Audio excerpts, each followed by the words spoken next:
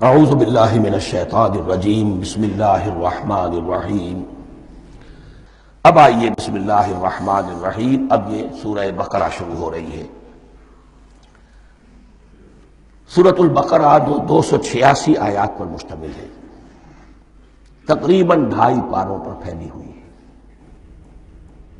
ہر شخص جانتا ہے کہ یہ قرآن حکیم کی حجم کے اعتبار سے سب سے بڑی سورت ہے، لیکن یہ معاملہ صرف حجم کا نہیں ہے۔ نبی اکرم صلی اللہ علیہ وسلم نے اسے سنام القرآن قرار دیا ہے۔ آپ نے فرمایا لکل شیء سنام، ہر چیز کی ایک چوٹی ہوتی ہے، جیسے اونٹ کا کوہان ہوتا ہے۔ وسنام القرآن البقرہ، سنام القرآن، قرآن کی چوٹی جو ہے وہ سورۃ البقرہ ہے۔ یہ نوٹ کر لیجئے جو میں نے کل آپ کو جو مختلف مکی اور مدنی صورتوں کے گروپوں کے بارے میں بتایا تھا کہ یہاں سے اب پہلی منزل بھی شروع ہو رہی ہے اور پہلا گروپ بھی شروع ہو رہا ہے، اور اس کے ساتھ جو اگلی صورت آئے گی وہ اس کا جوڑا ہے، سورہ آل عمران، جس کی سب سے نمایاں علامت یہ نوٹ کیجئے، یہ بھی الف لام میم سے شروع ہوئی، اگلی بھی الف لام میم سے شروع ہوگی۔ اس کے بعد 2 صورتیں مدنی اور ہیں، لیکن ان دونوں میں نہ حروف مقطعات ہے نہ کوئی اور تمہیدی کلام ہے، براہ راست خطاب سورہ نساء میں یا ایھا الناس اور سورہ مائدہ میں یا ایھا الذین آمنوا، کوئی تمہیدی بات نہیں، کوئی حروف مقطعات نہیں، براہ راست خطاب۔ وہ ایک جوڑا ہے سورہ نساء اور سورہ مائدہ، اور یہ ایک جوڑا ہے سورہ بقرہ اور سورہ آل عمران۔ سورہ بقرہ اور سورہ آل عمران کو نبی اکرم صلی اللہ علیہ وسلم نے الزہراوین بھی قرار دیا ہے۔ زہرا کہتے ہیں بڑی روشن چیز کو، یہ حضرت فاطمہ رضی اللہ تعالی عنہا کے نام کے ساتھ آتا ہے، فاطمۃ الزہراء، تو زہرا بہت روشن دمکتی ہوئی شے۔ الزہراوین، یہ 2 نہایت دمکتی ہوئی صورتیں ہیں جو قیامت کے دن 2 بدلیوں کی شکل میں ظاہر ہوں گی، حضور نے فرمایا، اور جو لوگ ان صورتوں سے محبت کرتے تھے ان پر سایہ کریں گی۔ اللہم ربنا اجعلنا منہم، ہمیں اللہ تعالیٰ ان میں شامل فرما دے۔ اس سورہ مبارکہ کو 2 حصوں میں تقسیم سمجھیے۔ ویسے تو یہ کہ رکوع آئیں گے، پارے بھی بدلیں گے اس میں، لیکن حصے 2 ہیں۔ پہلے حصے میں اصل روح سخن سابقہ امت مسلمہ سے ہے، یہود سے، بنی اسرائیل سے۔ دوسرے حصے میں اصل خطاب موجودہ امت مسلمہ سے ہے، امت محمد سے صلی اللہ علیہ وسلم۔ پہلے حصے میں 18 رکوع ہیں، لیکن آیات 152 ہیں۔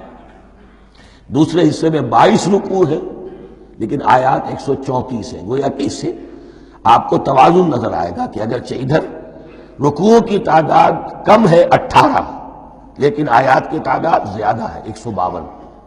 دوسرے حصے میں رکوعوں کی تعداد زیادہ ہے 22، لیکن آیات کی تعداد 134۔ اسی لیے اس کا ایک نام میں نے تجویز کیا ہے، وہ اس لیے تاکہ کچھ حقائق آپ کے ذہنوں میں ان ناموں کے حوالے سے بھی انشاءاللہ محفوظ ہو جائیں گے۔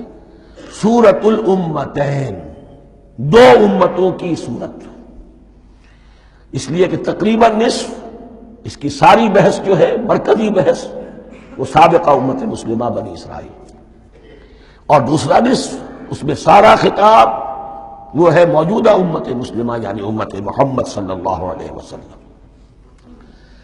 اس کا جو پہلے 18 رکوع ہیں یا پہلا حصہ ہے، اس کے اندر ڈویژن فردر ہوگی ورٹیکل، عمودی۔ پہلے 4 رکوع، پھر 10 رکوع، پھر 4 رکوع۔ لیکن جو 22 رکوع ہیں دوسرے حصے کے، دوسرے نصف کے، اس میں ڈویژن جو ہے جو ہاریزونٹل ہے، وہ افقی تقسیم ہے، عمودی نہیں، افقی۔ وہ میں بعد میں بیان کروں گا جب ہم وہاں پہنچ جائیں گے۔ ان کو پہلے سمجھ لیجئے کہ اس پہلے حصے کی جو تقسیم میں نے کی ہے، پہلے 4 رکوع، پھر 10 رکوع اور پھر 4 رکوع۔ پہلے 4 رکوع یوں سمجھیے کہ پورے قرآن مجید کے لیے اس کی حکمت اور فلسفے کا جو حصہ مکی قرآن میں بیان ہو چکا تھا اس کا خلاصہ ہے۔ جب یہ صورت نازل ہو رہی ہے تو یہ تو مدینہ میں حضور تشریف لا چکے ہیں، 12-13 سال جو ہے گزر چکے ہیں، اور ان 12-13 سالوں کے دوران 2/3 قرآن نازل ہو چکا ہے۔ اس میں جو بھی حکمت، فلسفہ اور بنیادی دعوت، یہ جو چیزیں مکی قرآن میں بیان ہوئیں، ان کا خلاصہ نچوڑ نکال کر یہاں 4 رکوعوں میں رکھ لیا گیا۔ اگرچہ ان میں بھی جب گہرائی میں آپ دیکھیں گے تو روح سخن جو ہے وہ بنی اسرائیل کی طرف ہے، وہ میں بعد میں عرض کروں گا، لیکن اضافی طور پر یہ سمجھ لیجئے کہ پورے مکی قرآن کے حکمت اور پیغام کا خلاصہ ان 4 رکوعوں میں۔ پھر 10 رکوع ہیں جن میں براہ راست خطاب ہے سابقہ امت مسلمہ، یا بنی اسرائیل۔ اس کے بھی 2 حصے ہیں۔ پہلے ایک رکوع میں دعوت ہے، بڑا انداز اس کا بڑا پیارا ہے، اس میں دعوت ہے، ایمان لاؤ محمد پر صلی اللہ علیہ وسلم۔ اور اس کے بعد 9 رکوع ہیں ملامت کے، ملامت، تنقید، تم نے یہ کیا اور یہ کیا اور یہ کیا، ہم نے یہ احسان کیے، یہ احسان کیے، یہ احسان کیے، تم نے یہ ناشکری کی، یہ ناشکری کی، یہ ناشکری کی۔ اور اس سب کا نتیجہ آخری 4 رکوعوں میں ہے کہ اب تمہیں اس منصب سے معزول کیا جا رہا ہے جس پر تم 2000 برس تک فائز رہے ہو، اور تمہیں ہٹا کر اب ایک نئی امت محمد کی شکل میں جو وجود میں آ چکی ہے صلی اللہ علیہ وسلم، اسے اس پر فائز کیا جا رہا ہے۔ اور اس کی علامت کے طور پر اسے میں کہا کرتا ہوں کورونیشن، تاج پوشی۔ ایک امت معزول، دوسری امت اس کا نصب ہو رہا ہے، اس کی تاج پوشی کے لیے سمبل، علامت کیا ہے؟ قبلہ تحویل۔ وہ قبلہ یروشلم، سابقہ امت کا قبلہ اب ادھر رخ نہیں ہوگا، اب اہل توحید کا قبلہ یہ مکے کی طرف ہوگا، بیت اللہ کی طرف ہوگا۔ تو تحویل قبلہ کا مضمون ہے جو ان 4 رکوعوں میں آتا ہے۔ تو یہ میں نے تھوڑی سی تمہید جو ہے آپ کے سامنے رکھ دی ہے۔ اب بسم اللہ کیجئے۔ صدق اللہ العظیم۔